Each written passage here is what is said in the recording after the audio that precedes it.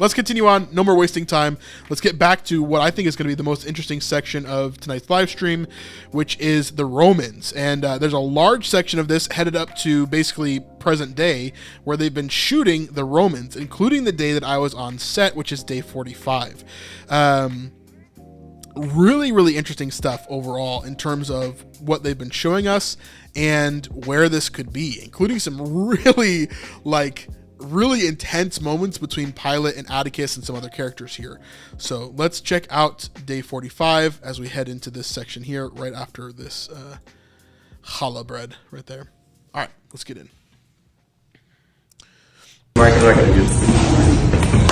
So here we see Pilate and Atticus. We see the hair and makeup guy helping him out there. And then we see Caiaphas in the corner. So this is one of the reasons why I said that the guy that we saw earlier was not Caiaphas. This seems to be Caiaphas. And he doesn't really look like the other guy. He does a little bit, but anyway, passing that on. Caiaphas obviously here in this section talking to Pilate and Atticus, which is quite interesting. Obviously, Caiaphas would have had a connection with Pilate because he would have had to help him to rule the city, essentially. Caiaphas was the religious leader, and Pilate was the actual Roman leader of the area, right? And so Caiaphas would have to work with the Jews in order to be cordial with Pilate, in order so that Pilate didn't kill everybody. And obviously, Caiaphas would have to keep the Jews from starting an uprising so that the Romans wouldn't come and just snuff them out. So Caiaphas, in some ways, is trying to protect his people. However, he has the wrong idea about Jesus for sure. So there's a lot of stuff that Caiaphas was used for during his life.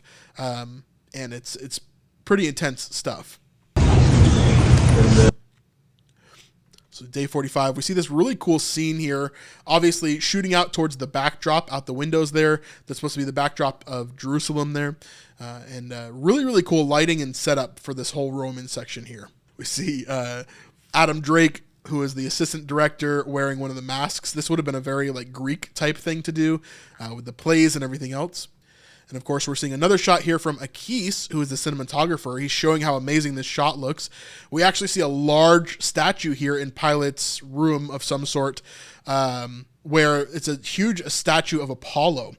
And Apollo, of course, is one of the main Greek and Roman gods, basically. There was a huge section here of where they would build temples or people would worship him. He was one of the main people. Now, what's different about this section here is that he, for sure, if there was a statue in Pilate's room like this, he wouldn't be wearing a loincloth. He would be completely naked, just like we see all the other statues of Apollo during the time. Camera set and action. Use of peace, and the exchange rate's high, so very nice. Conscious, you know I hate the smell of... What, me? I bathed a week ago. So there's some really interesting stuff. Let me rewind that. We'll play it again. So Atticus is talking to Pilate here about the exchange rates. And I believe what he's talking about here, it's not super clear from the context that we're given, but it seems like he's talking about the exchange rates within the temple, which would make perfect sense, right? Because we're talking about the cleansing of the temple later in the season or at some point in season 5. And so we should know about the exchange rates between the money changers, right? And so I think that's what Atticus is talking about here, talking about the disruption that's been had from Jesus cleansing the temple and telling Pilate about it, what's going on. And then we see Claudia as she interrupts and brings up some other really interesting stuff as well. So let's watch this again. Camera set and action. Use of peace, and the exchange rate's high, so very nice. Conscious, you know... He says, and the exchange rate is high, so play nicely. Maybe he's not talking about the temple then. Maybe he's just talking about general fiscal responsibilities for Pilate in particular. I'm not sure. I hate the smell of... What, me? So Claudia says, you know I hate the smell of... And then Atticus says, what, me? I bathed a week ago. I bathed a week ago, of course, hinting towards the hygiene of people during this time. They wouldn't have bathed that often. The Jews would have bathed way more often, being in mikvahs and different things like that, but they wouldn't have done it because they knew about germs, because germs didn't exist back then, right, as far as they were concerned. But God told them to have these proper hygienic methods throughout all of their time, washing their hands before meals, bathing consistently. There's a lot of different things that they did a lot better than the other parts of the world because God gave them this knowledge ahead of time. Yeah. Shellfish. You offend these people by bringing that kind of meat into the city. So she's talking about shellfish. Obviously, Pilate has brought shellfish into the city, and she hates the smell of it. She doesn't like it. And so now she's connecting that to how the Jewish people would actually hate shellfish as well. They're not allowed to eat shellfish because of kosher laws, because of dietary laws. Same thing with pork, which is what Pilate's about to mention here. There is braised pork, my love, from shoulder cut. So he says, oh, you don't like shellfish? There's braised pork, my love, from the shoulder cut. Again, Claudia is off screen here, but she's acting in order to give them an eye line and to give them a person to respond to for their lines here as well. I love how the chosen actors do this. I'm not hungry. She says she's not hungry. She just walks away. So interesting stuff. Now we got our first look at what the entire set looks like here from the previous section with the apostles in their new house and also the Roman section here as well. So you can just see how massive that set is. This is a pretty large building, but then they have this basically 2-story giant set here. Really, really cool stuff. Amazing that they can put this kind of stuff together. And it shows you where all the money is going from donations to the Chosen and now, you know, all these other deals that they're doing with Lionsgate and the CW and everything else.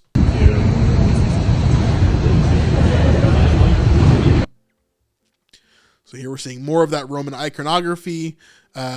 This looks to be Pilate's balcony, a little bit different than what we've seen previously with Pilate's balcony in season 4 and season 3.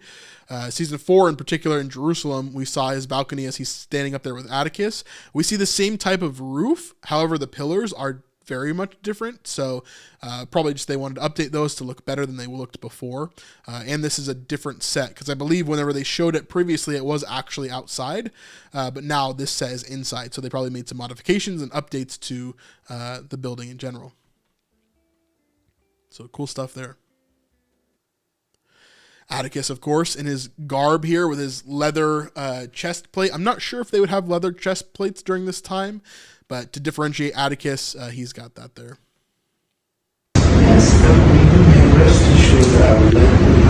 So this is Caiaphas talking with Pilate and Atticus. He says, "You may rest assured I will let you know if we need your help."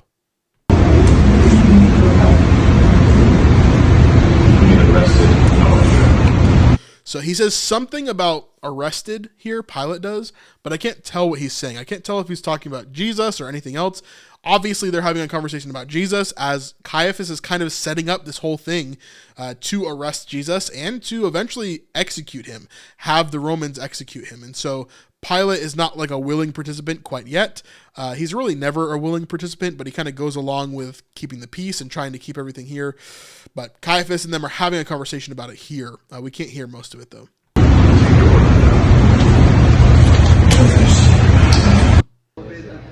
So, interesting stuff.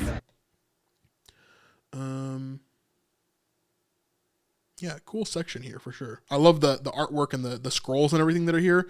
Such a cool area.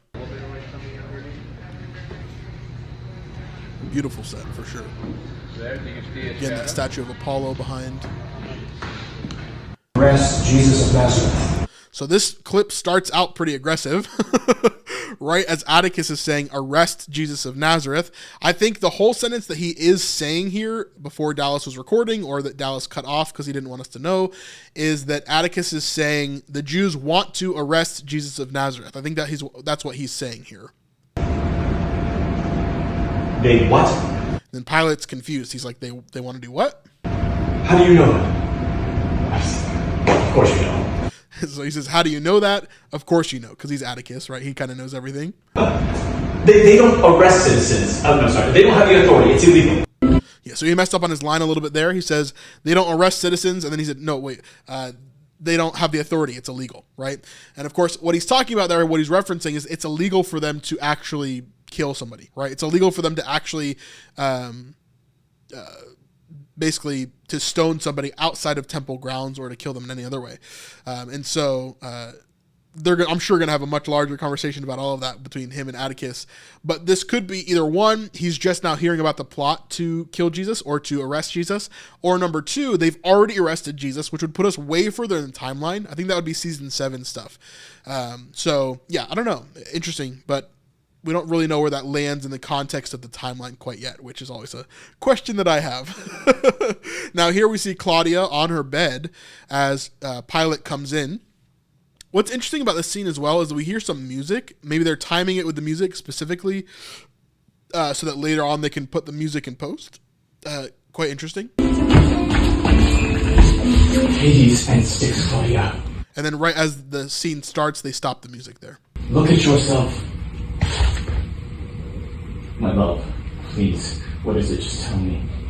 So something is happening with Claudia this season. Obviously, we know that as Pontius is going to basically grant the Jews' wishes of, sending Jesus to be crucified, Claudia is really being tormented by some sort of dreams. Now in the scripture, she says, I've been tormented in a dream because of him. Please let him, don't touch him. Basically, don't do anything with him. Don't have anything to do with him. However, we don't know if this dream was a recurring dream or if it was a continuation of something. She's had dreams quite often, it seems like, coming up to this point for at least a year, maybe, in The Chosen. And so now she's really being tormented and she's really starting to be either depressed or something else is happening with her during this time, to the point where Pilate is really worried about her and something is happening here. So definitely a shift of character, especially for Pilate to be really concerned about Claudia, who he hasn't really cared too much about throughout the season so far. Yeah, it's his wife, but he's always been kind of just himself and selfish and in charge, right? So quite interesting there.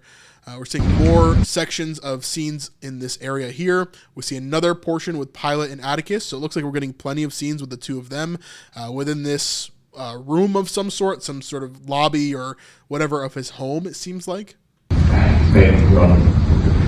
Congratulazioni, Governatore. So again, we see Atticus using these Italian phrases. Congratulazioni, right? It's so funny to me when they're adding that in because obviously none of this would be in English to begin with.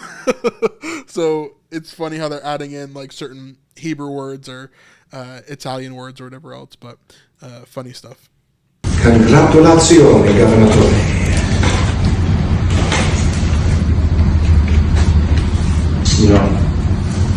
Verse 5. You haven't been paying very close attention to the events of the past week. So he says, for a spy, you haven't been paying very close attention to the events of the past week, is what he says here. Now, this one's quite interesting as well. We get some cues from Dallas of what else is going on. Obviously, a lot of the sound that's in this scene in particular is going to be added later on. And so we see as Pilate is eating lunch or breakfast or something else with his wife, and then he gets up from the table and he goes out into a different area. What's interesting is they often reuse props and stuff for The Chosen, and I find it quite interesting. I believe this chair is the same chair that they used for the Moses seat within the synagogue for episode 3 of season 3. So this is the Moses seat that they used in the synagogue in Nazareth. So that's quite interesting there. I think it's the same seat. Looks very, very similar. And action rehearsal.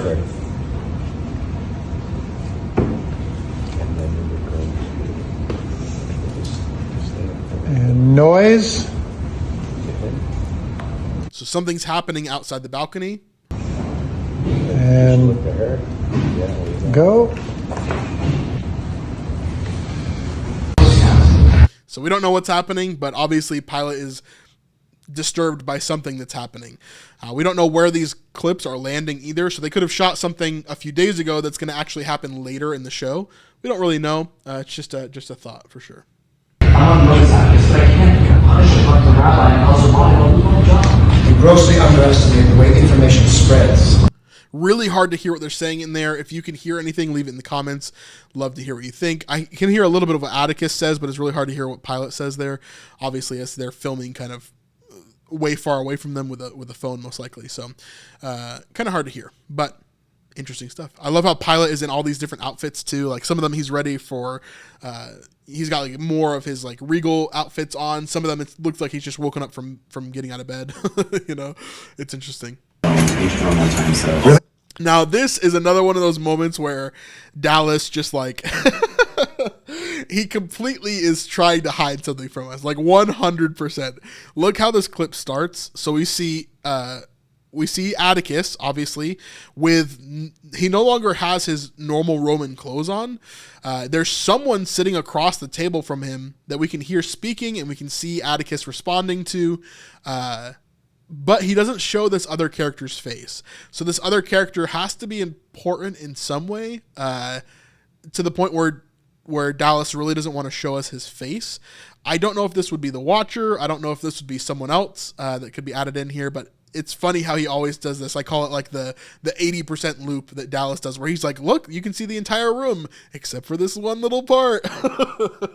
And he always kind of hides things in the cracks there. Really? No.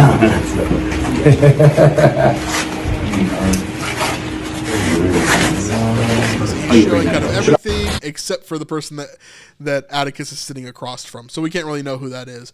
Now, here is another example of the Roman Greek iconography that we're seeing here. We see Athena, who was a massive, massive person scripturally for especially the early church, and Paul kind of fighting against these things. When Paul's talking about the armor of God, generally he's talking about kind of an offensive against Athena here, against the temple of Athena. And so there's a lot of cool things that kind of go along with that. But of course, Apollo and Athena are huge, huge, huge in the pantheon here of where these pagans would have worshipped. A lot more past that as well.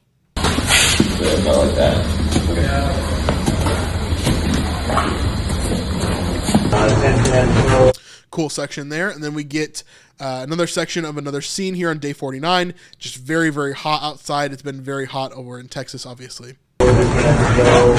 Mark, we'll just lose 10.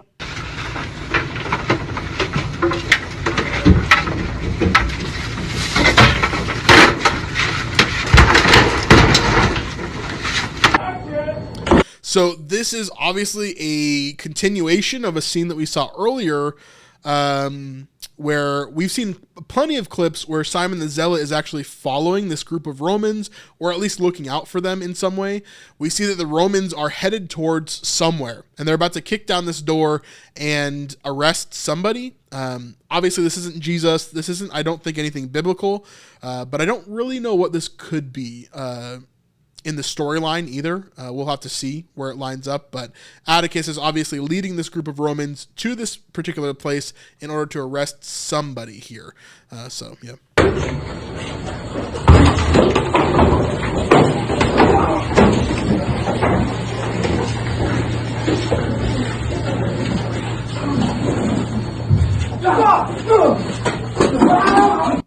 So we hear somebody struggling there, but we don't know who it is. So that's another big part there. Now, this is a very interesting scene as well. We've seen already that Cophny, Rama's father, has returned, and he is in Jerusalem for Passover. We actually saw a small scene with Cophny talking to Thomas, which is going to be very interesting, to say the least. But here we actually get another moment with him, who I believe is his wife, who we have never seen before. So Rama's mother, most likely. I wonder if we'll see any of her other family kind of confirmed. There's a possibility we've seen her brother already, but we don't really know what he looks like since he wasn't named in the previous scenes that we've seen with Rama and everybody else, kind of going back to Teldor. So here we see Cophny again, and he actually gives us some really unique dialogue. So let's walk through this section here. Our future husband was real. Thomas was never worthy.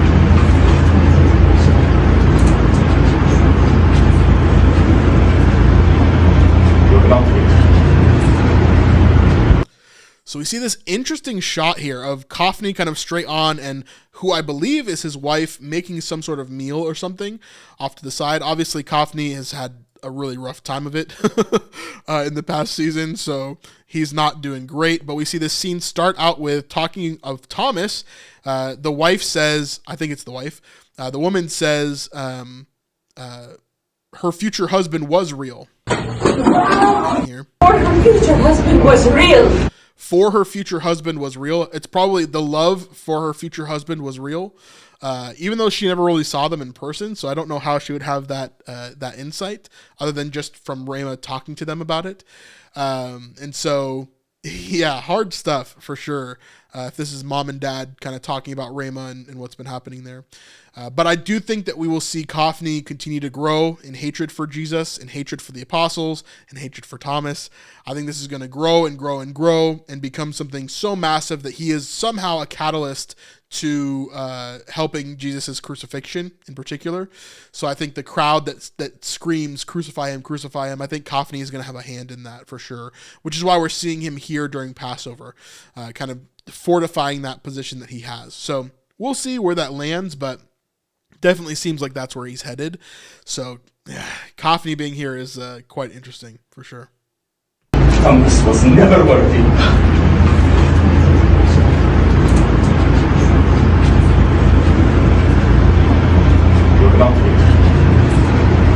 I hope you enjoyed this small piece of our live stream. If you want to see the full 3-hour live stream with no skips, no cuts, you can go over to snipesupport.com and see the full entire thing.